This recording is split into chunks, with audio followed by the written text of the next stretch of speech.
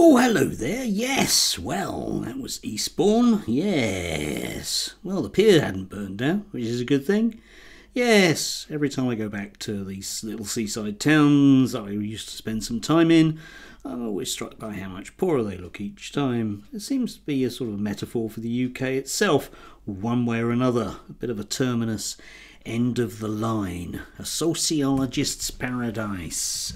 Anyway, yes. Anyway, good. Woo, big news yesterday. Big news day, obviously, because unfortunately, Jane Goodley died. And, yeah, Janey has gone, which is just sad news.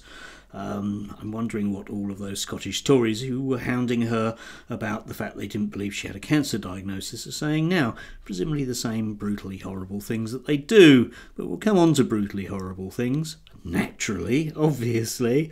Yes, anyway, yes, it's Kemi Badenoch, and I am quite surprised that it was her, because I've been saying for months it would be nice Mr. Jenrick with his huge moneyed following from American Christians. But never mind, we'll put up with Kemi, obviously, who will be our interim leader for now. Do enjoy her whilst you can, yes. Well, I'm not going to say that people are going to be make lazy comparisons between her and Margaret Thatcher, but obviously people are going to make lazy comparisons between her and Margaret Thatcher, because after all, yes, they're both very, very similar, aren't they, in so many ways? I mean, Margaret Thatcher is dead, and Kemi Badenoch is, well, she's just dead on the inside, so you can see the huge similarities there. Indeed, Mark Dolan, yes, obviously. Yes, but of course, the very odd thing about this particular election was the low turnout, because only 3 out of 4 Conservative members voted. Now they're sitting on their hands. That should send warning signals to people, and it shouldn't take somebody like me, who isn't employed on 450 million squillion pounds from the Daily Telegraph, to flag that one up. But obviously they won't do that, because they're far too busy thinking up lazy comparisons between her and Margaret Thatcher. You may remember when Theresa May came in, lazy comparisons between her and Margaret Thatcher. Or indeed you may remember a certain other Prime Minister who wanted to sit in a tank just like Margaret Thatcher and be a really awful Prime Minister just like Margaret Thatcher. No, maybe not, eh? Yes, indeed. Anyway, division, of course, will be divided between those people that are, I don't know, vaguely liberal, and I can use that term most advisedly, and those people that are just, rabidly anti-her for reasons that have nothing to do with her skin colour. Naturally, I did enjoy this yesterday from James S's, yes, him. What I've always respected about Kemi Badenoch is that she's a transphobe, I would imagine. No, it isn't that. Even though others praise her for her positions she's reached as a black woman, she has never sought to use her identity as a way to get a leg up. She's gotten to where she is on merit alone, yes, merely coming from a privileged background, etc, etc, etc. Well done, James. Yes, indeed. Of course you support Kemi because, she's a bigot like you. But of course, Connor Tomlinson, a man never to play identity politics ever about anything, came back with this. James, Kemi ran as a Nigerian, in inverted commas. Yes, imagine being a Nigerian, in inverted commas, on a ticket of prioritising Nigerian interests. Yeah, if anyone can tell me exactly what they were, I'd be intrigued to know.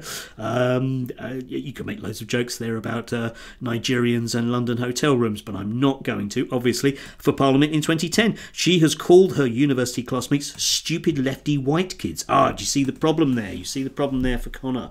You see, you must be colourblind like Connor is. Connor isn't the type of person who would point out somebody's colour, yes, because that's not important to him and the rest of the Lotus Eaters. That's why he was so keen on Robert Jenrick, because we need to deport people that are illegals. Come back to that thought in a little bit. She has called David Tennant a rich lefty white male celebrity so blinded by ideology he can't see. Yes, indeed. So Connor Tomlinson, naturally, of course, is, not liking her because she's a black person that dares to say anything about white people, and you mustn't do that. Mustn't be a racist, eh? Not like Connor. He doesn't see colour. Yes, anyway, speaking of which, I did like this from him as well, because Once again, he's going to sit down with his posher mates at Tufton Street for this. The UK government gives millions in taxpayers' cash to activist groups like Hope Not Hate. Incidentally, no, it doesn't, but don't worry about that. It's not just woke waste, it's a war waged by a state of culture on the culture, identity and people of this country. Yes, presumably all of them, including those of them that may or may not identify one way or another as having come from Nigeria. But I don't think that's what Connor means, because when Connor plays identity politics, it's okay because he doesn't mention colour, about how much of a victim he is here. Yes. So anyway, you can enjoy that on Sunday. Yes. Anyway, talking of victim culture brings us neatly, of course, to Elon Musk, a man who it transpires was in the USA illegally, so it will be interesting to see exactly what his status is, or indeed what people might say about him as an illegal who's now, you know, sponging off the country. But again, in terms of that kind of very, very weird sort of victimhood culture that I think people really need to flag up a lot more. He he is suggesting that the Dems aren't going to get him, okay, because he's what they consider to be a bad billionaire compared to all those other good billionaires that they like, which leads to the intriguing notion of why exactly it is that the US government under Joe Biden signed so many contracts for things like rockets and the military with him. Leave you to ponder that particular one, but I wonder what Connor might say about an illegal who is basically sponging off the state like Musk is. I suppose it's okay if you're a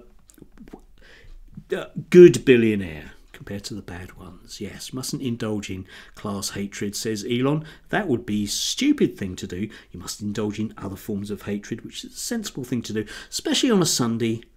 God's good day. Yes, well, some gods, of course. Some of them have Saturday and some of them have Friday evenings through to, you know, sunrise to sunset on Saturday. But God's like that. He's all things to all men, and certainly most things to most white men, like Connor. Oh no, can you see what I've done there? Oh no, I've mentioned gender.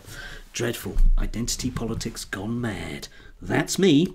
Anyway, do have a lovely, lovely, lovely one. Enjoy the mildish weather that we appear to be having, and all in all, get ramped up for the shenanigans of the American election next week. Do have a lovely, lovely one, don't you? Lovely.